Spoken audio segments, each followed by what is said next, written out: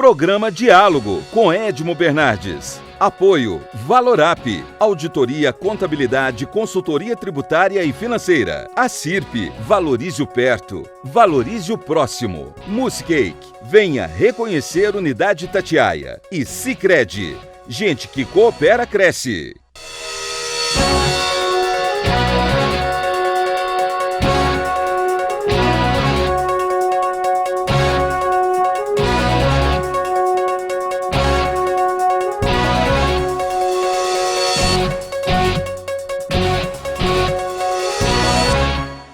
Olá, estamos iniciando mais um diálogo, recebendo hoje a importante figura do professor Paulo Roberto Feldman, professor de Economia da USP, professor há 40 anos, professor de Economia da USP há 40 anos, professor.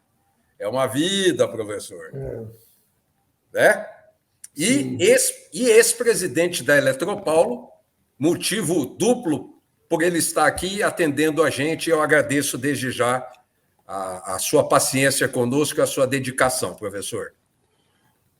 Sou eu quem devo agradecer, porque é uma oportunidade excelente que você me dá de expor as minhas ideias e conversar sobre um tema tão importante com os seus ouvintes, seus telespectadores, que são uma massa de pessoas muito interessante, muito importante. É um prazer imenso estar aqui, eu tenho que agradecer realmente.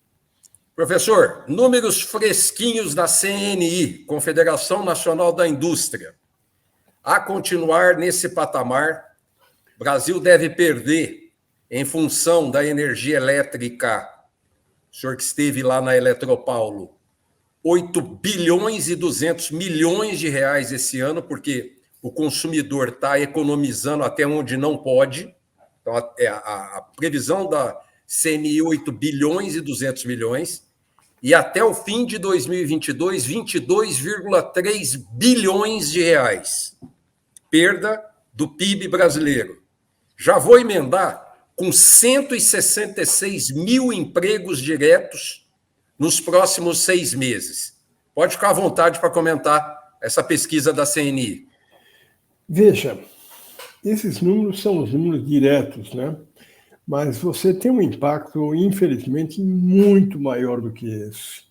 Porque a energia elétrica, ela hoje afeta tudo. Você não tem absolutamente nenhuma atividade econômica onde a energia elétrica não seja algo muito importante. E, evidentemente, na vida de todos nós também. Mas as empresas têm a energia elétrica como um dos seus principais custos. Em algumas atividades é o principal custo. E nós, então, estamos tendo uma inflação importante já, e essa inflação da ordem de 10% hoje, mas ela poderá aumentar, e não pouco. Há uma estimativa pessimista de que essa inflação pode chegar rapidamente a 15%, 16% ao ano. Então, veja, e aí nós vamos assistir a algo que é uma desorganização da economia. Esse é o perigo maior. Nós não estamos muito longe disso, não. Então, o cenário para 2022 é um cenário muito preocupante, porque nós teremos uma inflação alta com uma relativa recessão. É muito provável que a gente tenha aquilo que os economistas chamam de estagflação. Quer dizer, você tem, ao mesmo tempo que você está relativamente estagnado, você tem um aumento dos preços muito significativo. É um cenário muito preocupante para o Brasil. Há muito tempo nós não tínhamos algo parecido com isso, e eu acho que é lamentável que a gente tenha chegado a esse ponto, porque tudo isso poderia ter sido evitado. Bastava um pouquinho de planejamento. Não houve, não. Não houve absolutamente nada de planejamento. O governo esperou as coisas acontecerem, acreditou que nós teríamos chuva. Há 2 anos atrás já se falava que alguma coisa tinha que ser feita porque os reservatórios já estavam baixando muito. Mas o governo achou que não precisava fazer nada e esperou. Passou há um ano atrás, então, novamente, os reservatórios continuavam baixando e dessa vez já estavam bem baixos. Muita gente alertou o governo de que era hora de ligar a maioria das termoelétricas, fazer algum racionamento, mas o governo não fez nada.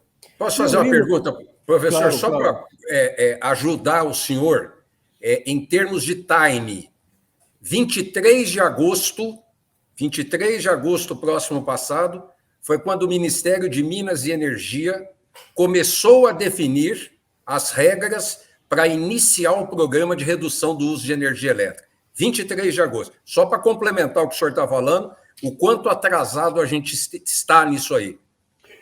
Veja, isso há menos de 3 meses, portanto, né? Mas um pouco antes dessa data que você bem mencionou, o ministro estava falando que não teria problema nenhum, que era um exagero. Imagina que nós vamos ter racionamento no Brasil. Não, as coisas estão sob controle. Isso ele falou numa entrevista que ele deu em julho, um pouco antes dessa data. Portanto, veja, total falta de planejamento. Isso é lamentável mesmo, porque isso hoje não acontece praticamente em nenhum país do mundo, só mesmo em países muito, muito atrasados é que você chega numa situação como essa. Energia elétrica é uma atividade que tem que ser planejada. É fundamental. E o Brasil era um dos países que melhor planejava toda a sua atividade. Isso, há uns 25 anos atrás, mais ou menos, nós éramos um exemplo mundial em termos de planejamento dos nossos recursos hídricos, que eram os principais naquela época, muito mais importantes do que hoje.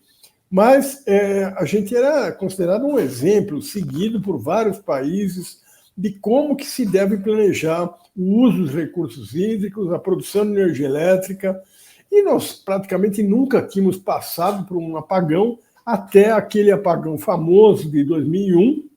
Que elegeu o Lula.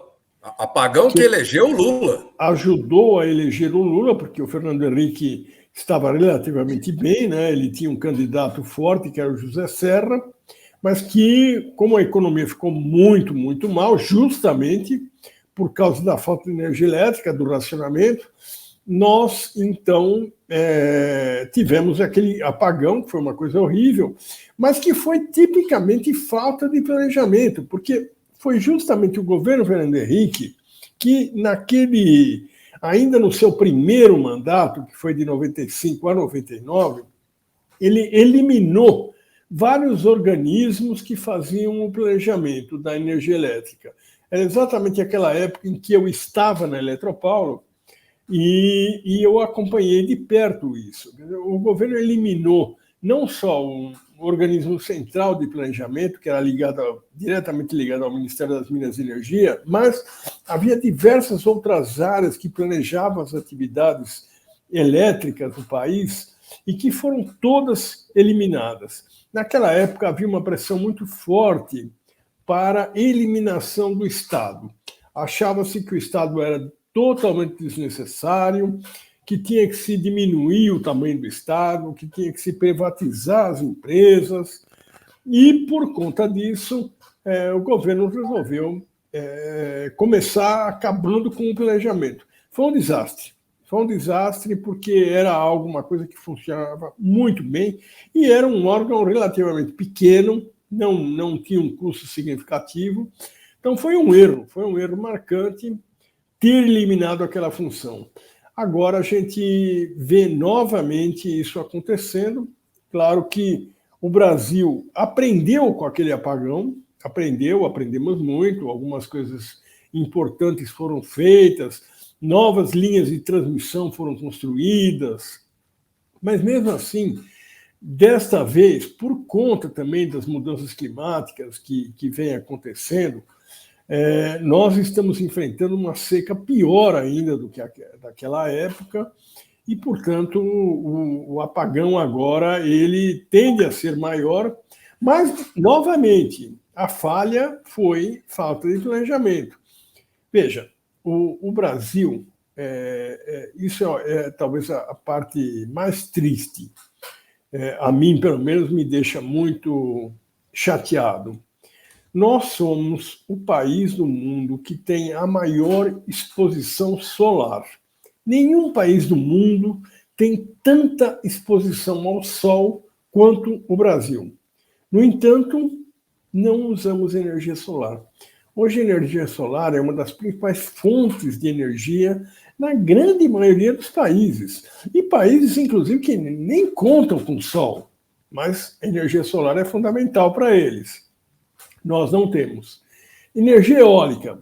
Nós somos, novamente, um dos países do mundo que tem a maior quantidade de ventos. O nosso litoral é enorme. 8.500 quilômetros. Exatamente. E a quantidade de ventos é total. O litoral todo é um litoral privilegiado do ponto de vista dos ventos que ele tem, que ele recebe. Então, nós somos um país apropriado para usar energia eólica. Não temos, muito pouco. Energia eólica ainda a gente usa um pouco mais do que energia elétrica. Mas veja como isso é pura falta de planejamento.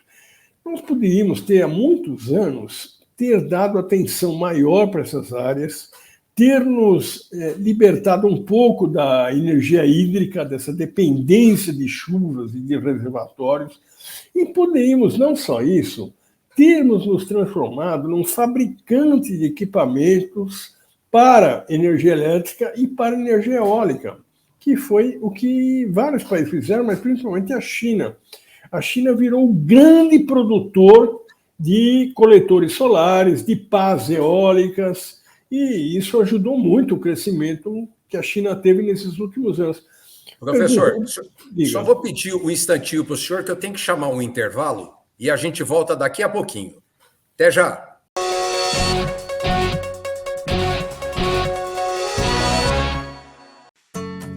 Hoje eu quero aquela brusqueta de pepperoni. Eu não vejo a hora de provar o confit de pato. Ou será que peço o risoto de carne seca, hein? E eu mereço o brownie de sobremesa. Eu vou pedir a torta de chocolate com gelé de damasco. Nossa, a gente nem chegou e já tá pensando na sobremesa. O mousse cake da Itatiaia agora é My Mousse Cake. O mousse cake que você sempre amou, com tudo que você sempre pediu. 1924. O desafio está no ar. Rádio Clube.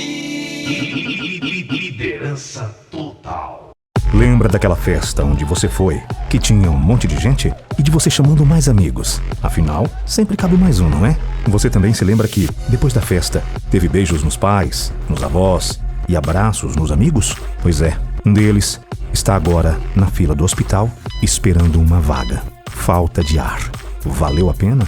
3 ou 4 horas de diversão para colocar em risco a vida de uma pessoa? Tome cuidado, porque assim como o vírus, arrependimento também mata.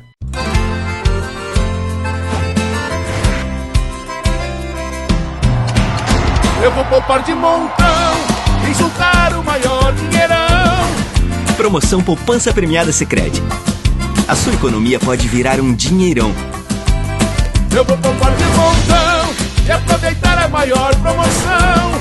Posso até ganhar mais de 1 milhão. É Sicredi. Quanto mais poupar, mais chances de ganhar. É poupança.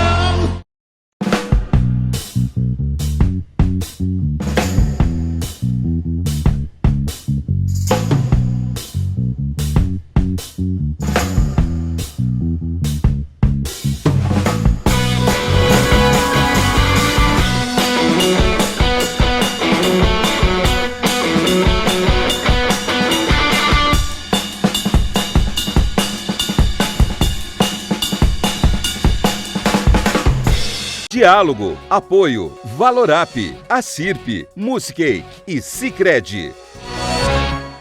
Estamos de volta com o segundo bloco do programa e eu tenho um recado importante a dar para vocês. Eu queria falar para vocês sobre a poupança premiada promovida pelo Sicredi Cooperativa Bancária, nos estados do Paraná, São Paulo e Rio de Janeiro, e que está chegando a seu final. Muitas pessoas já ganharam R$5.000 que foram distribuídos semanalmente, num total de 2,5 milhões em prêmios e sorteios, além do grande prêmio final de R$1 milhão que vai ser distribuído e sorteado em dezembro.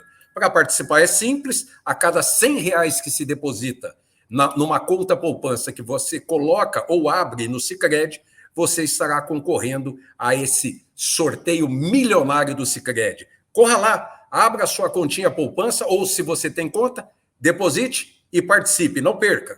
E nós estamos aqui neste dia importante com o professor Paulo Roberto Feldman, economista e ex-presidente da Eletropaulo, falando sobre o problema da crise hídrica, especificamente os problemas com a redução de energia elétrica, do consumo, no PIB.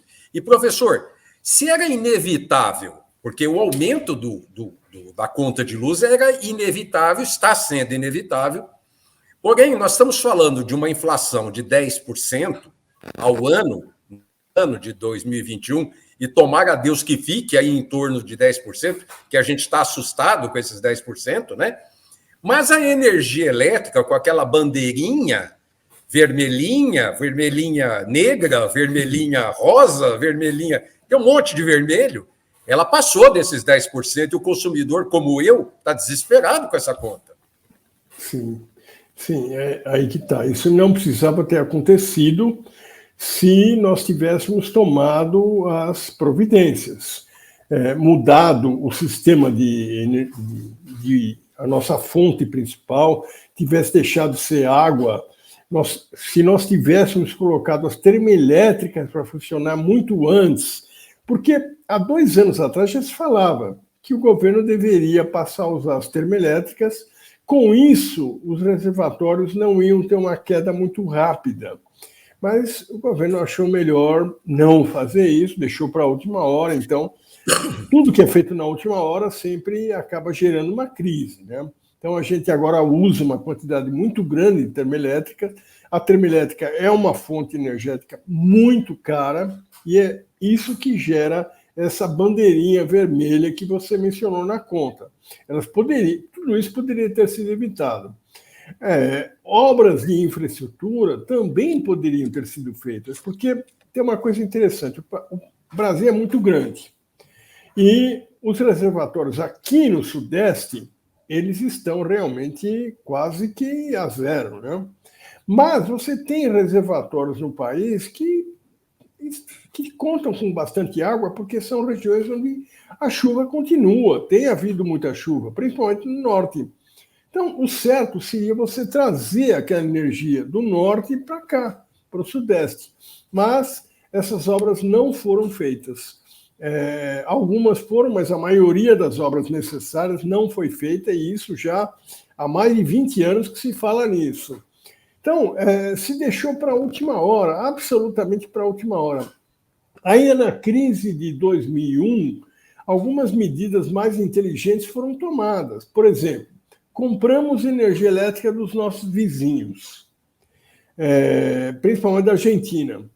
Isso poderia ter sido feito agora também, mas aí teríamos que ter planejado isso com antecedência, porque deixamos também para a última hora e aí a Argentina já não tinha mais interesse em nos vender energia. Então, foi um pouco o caso com a crise. Realmente, não se deu atenção para ela, se esperava pelo milagre, se esperava pela chuva. E não dá para colocar a culpa em São Pedro, né? Não dá, porque justamente o mundo inteiro sabe. Nós estamos tendo uma COP agora acontecendo na Europa, né? A COP26, onde se discute o aquecimento global, as mudanças climáticas. O mundo inteiro sabe que está havendo um aquecimento, que está havendo uma quantidade muito menor de chuvas. Então, teríamos que ter planejado isso com antecedência. Eu acho que esse aumento na energia elétrica da ordem de, como você falou, 10% é o impacto na inflação, mas a conta de luz já subiu mais de 20%, em média. Exato.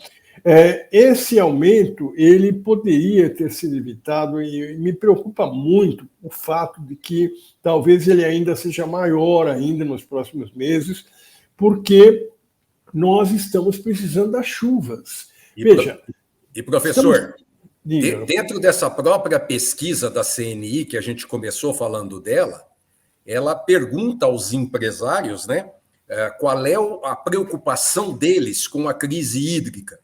83% deles disseram que a preocupação é com o reajuste de preços, aumento em todos os setores, porque tudo depende de energia elétrica.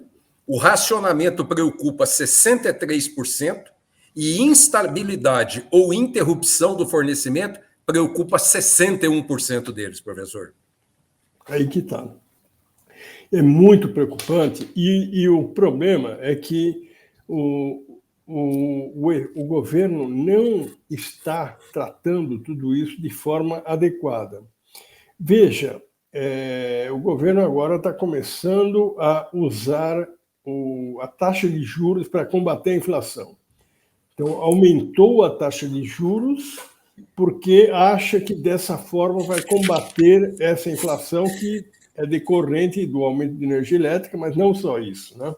Tem outras coisas que estão aumentando de preço muito rapidamente. Mas o aumento da taxa de juros, ele é usado para combater a inflação, mas um outro tipo de inflação. Não essa inflação que nós estamos tendo aqui agora. A inflação onde funciona aumentar a taxa de juros é o que se chama de inflação da demanda. Quando os consumidores procuram muito avidamente os produtos, querem comprar, os preços sobem. Aí sim você tem que aumentar a taxa de juros, porque aí você provoca uma espécie de recessão e você então diminui o ânimo dos consumidores. Desta vez, não é uma inflação de demanda. A inflação no Brasil é uma inflação da oferta. O problema está na oferta de alguns itens fundamentais que estão muito caros. É isso que provoca a atual inflação brasileira. Então, veja, nós fizemos um diagnóstico errado.